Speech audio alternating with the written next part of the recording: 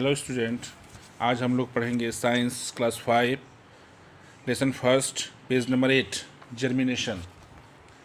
The process by which a seed produces a new plant is called germination. वह प्रक्रिया जिसके द्वारा बीज से एक नए पौधे का निर्माण होता है उसे जर्मिनेशन कहते हैं। Not all seeds germinate into new plants. सभी बीज से अंकुरण नहीं होता है। Some seeds are eaten by birds. कुछ बीजों को पक्षियों द्वारा एंड इंसेक्ट्स कीड़े मकोड़ों द्वारा खा लिया जाता है। सम गेट्स डिस्ट्रॉयड और कुछ नष्ट हो जाते हैं बाय द रेन और द विंड, चाहे वर्षा से चाहे हवा से। While some seeds do not get the right condition. और कुछ बीजों को सही परिस्थिति नहीं मिलता है टू जर्मिनेट करने के लिए। उसे सही परिस्थिति जो है उसको जो अनुकूलन सही अनुकूलन उसे नहीं मिलता है। All seeds need air water and warmth. सभी बीजों को हवा चाहिए, पानी चाहिए और गर्मी चाहिए टू जर्मिनेट अंकुरण के लिए।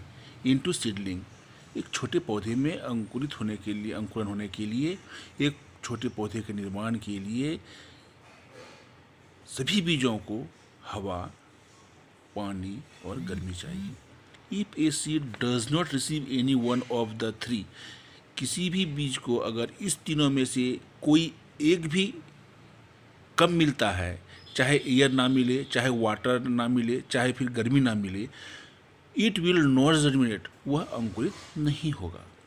The following picture shows the different stages of germination in the bean seed.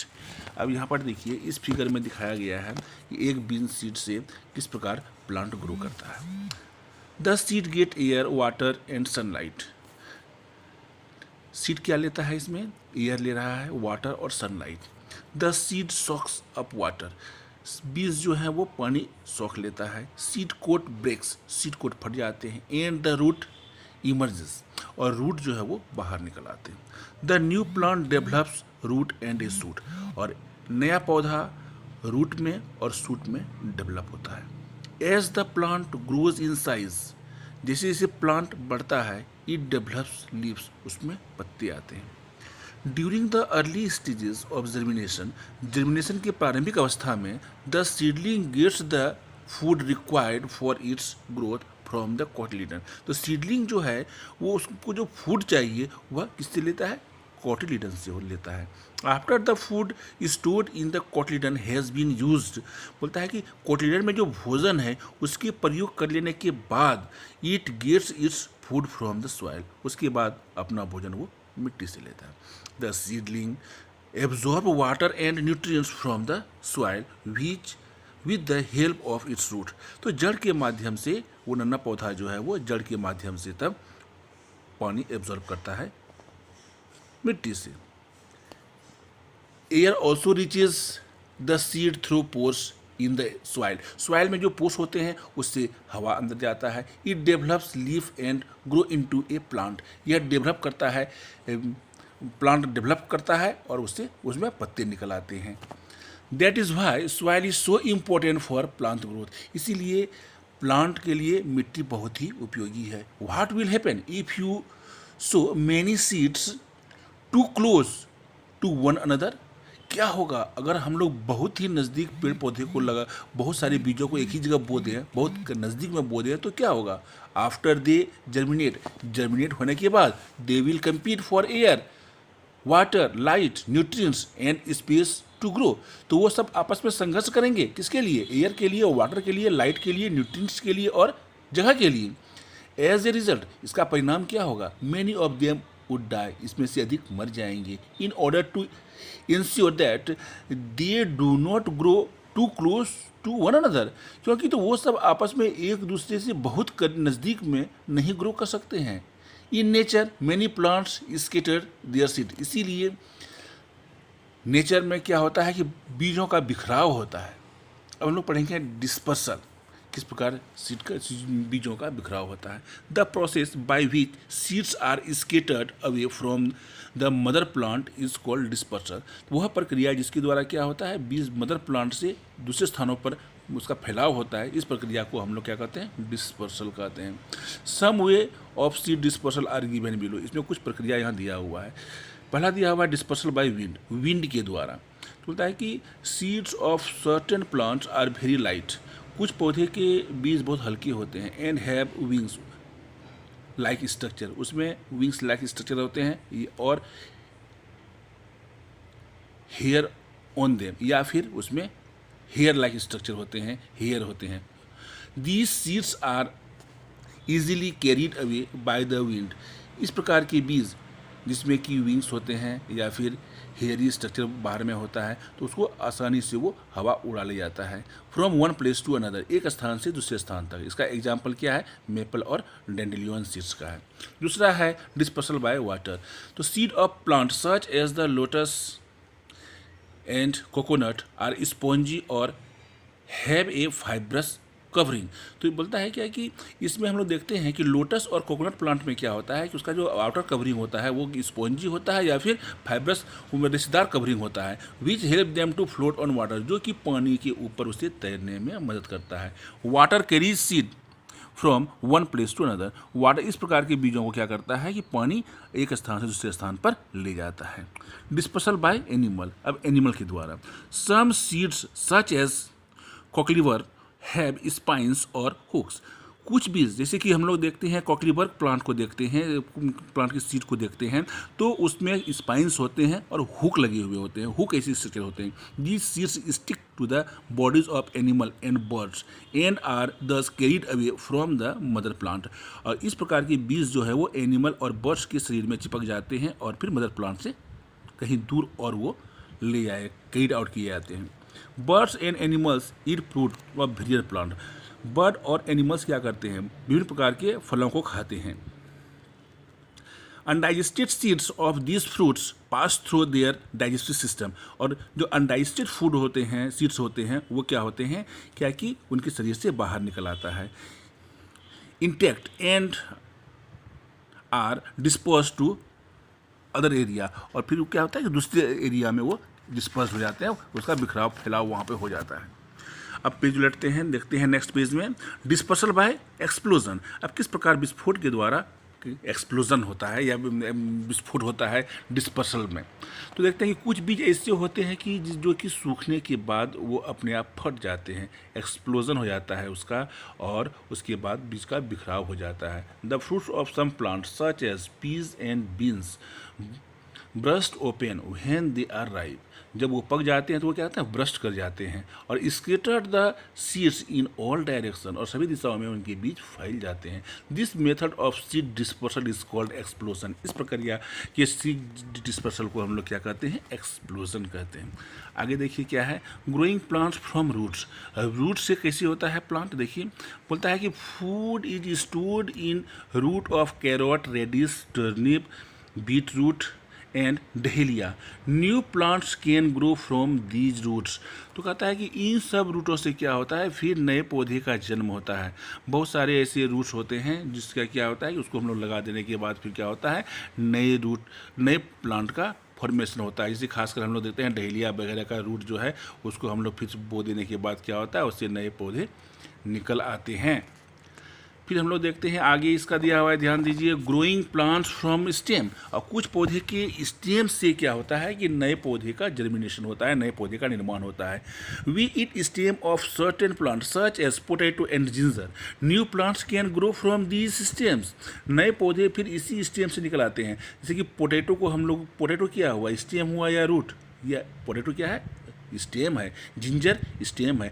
इसको अगर हम मिट्टी के अंदर बो देते हैं तो फिर इससे न्यू प्लांट जर्मिनेट कर जाता है। In case of rose, hibiscus and money plant, अगर हम लोग देखते हैं कि रोज को देखें, हिबिस्कस को देखें या फिर मनी प्लांट को देखें, new plants can grow from just stem cutting end of the mother plant.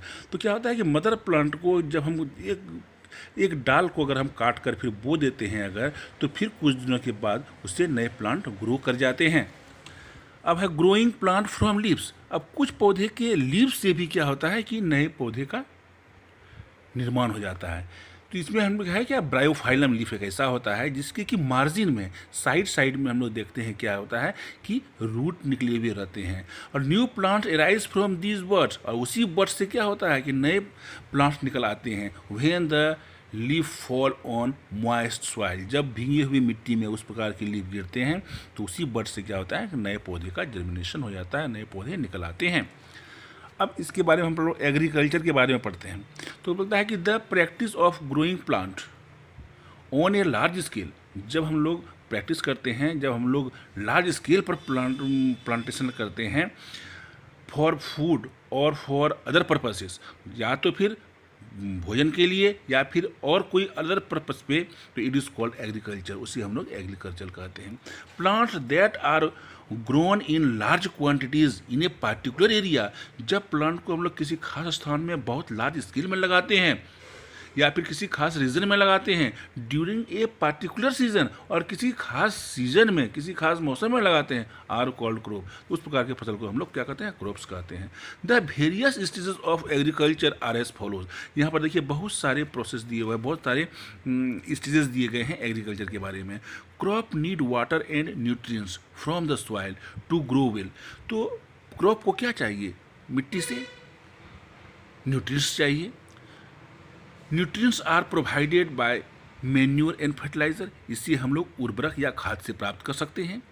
Specific fertiliser provide one और मोर न्यूट्रिएंट्स, और स्पेसिफिक फर्टिलाइज़र जो है वो क्या करते हैं, एक से अधिक प्रकार के न्यूट्रिएंट्स उसे प्रदान करते हैं। वेयर एज मैन्योर्स जो होते हैं वो क्या करते हैं, जनरली इम्प्रूव सॉइल, वो सिर्फ मिट्टी के उर्वरा शक्ति को फर्टिलिटी मतलब उर्वरा शक्ति को बढ़ाता है।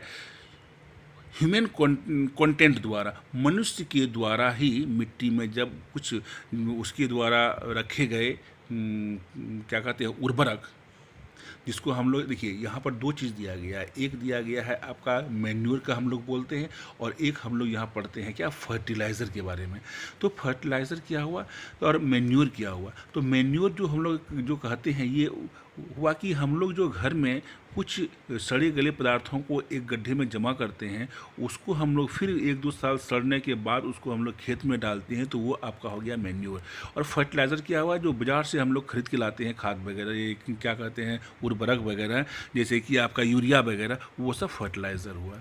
तो कहता है कि whereas manure generally improve soil fertility by increasing human content, तो ह्यूमन कंटेंट के द्वारा वो मिट्टी की उर्वरा शक्ति को ही वो सिर्फ बढ़ाता है। लेकिन अगर हम फर्टिलाइज़र देते हैं तो वो क्या करता है कि अधिक प्रकार के न्यूट्रिएंट्स को प्रदान करता है पौधों को।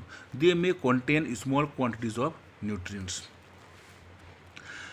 तो इस प्रकार के जो रहते हैं इसमें मैन्योर में, उसमें स्मॉल क्वांटिटीज में न्यूट्रिएंट्स रहते हैं। Crop needs protection from bird, insect, rat and pests before and after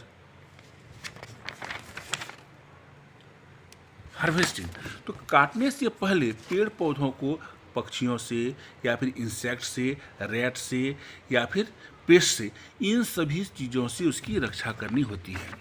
देखिए हम नेक्स्ट पेज में देखते हैं आप क्या दिया हुआ है, they are spread with pesticides, तो हम लोग स्प्रेड करते हैं, क्या करते हैं, छिड़काव करते हैं किसका, पेस्टिसाइड्स का, to protect them from pests, ताकि उसके पेड़ जो हम लोग पौधा लगाए हैं उसका जो है पेस्ट से उसका रक्षा हो सके। एंड अदर हार्मफुल एनिमल, या फिर और कोई हार्मफुल एनिमल से भी उसकी रक्षा हम लोग कर सकते हैं। Farmers also use scarecrows to scare away birds and fields where crop are grown, तो कहता है क्या कि farmers also use scarecrows to scare away birds from fields, तो कहता है कि बर्ड्स को फील्ड से, खेतों से भगाने के लिए उसमें हम लोग देखते हैं क्या किया जाता है कि पुतला वगैरह बनाकर बीच में रख दिया जाता है, उसको देखकर क्या होता है पक्षी वगैरह डर के वहाँ पर नहीं आते हैं। वेयर क्रॉप्स आर ग्रोन, जहाँ पर हम लोग फसल को बोते हैं। The stages of agriculture are as follows, यहाँ पर जो स्टेज दिया गया है एग्रीकल्चर का वो अलग अलग तरह का दिया हुआ है। देखिए 1 से लेके 6 नंबर तक दिया हुआ है, 6 तक दिया हुआ है। यहाँ पर द फील्ड इज प्लग्ड, यहाँ पर देखिए खेत की जुताई हो रहा है। उसके बाद नंबर 2 में हम लोग क्या देख रहे हैं, मेन्यूर और fertiliser are added to them, इसमें मेन्यूर और फर्टिलाइजर, खाद और उर्वरक दोनों को डाला जा रहा है। फिर तीसरे में देखिए सीड्स आर सोन, यहाँ पर बीजों को बोया जा रहा है।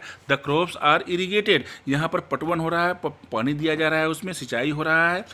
उसके बाद 5 में देखिए क्या दिया है, the crops are spread with chemicals, इसमें देखिए केमिकल का स्प्रे किया जा रहा है, called pesticides to protect them from pest, तो पेस्टिसाइड्स का यहाँ पे छिड़काव किया जा रहा है। उसके बाद देखिए क्रॉप आर हार्वेस्टेड, यहाँ पर फसल की कटाई हो रही है। अब हम लोग आते हैं नेक्स्ट पेज में, देखिए पेज नंबर 13 में, इन हिली रीजन, जो कि हिली एरिया है, people grow crop by cutting step into the mountain sides. तो हिली एरिया में ऊंची ऊंची जगह रहते हैं, वहाँ पर क्या होता है कि ठीक उसके साइड में क्या होता है कि स्टेप बाय सीढ़ी नुमा कटाव कर लिया जाता है, खेत बना लिया जाता है और उसमें फार्मिंग किया जाता है। इस प्रकार के क्षेत्रों में जो खेती होता है उसको हम लोग क्या कहते हैं, स्टेप फार्मिंग कहते हैं या फिर टेरेस फार्मिंग कहते हैं।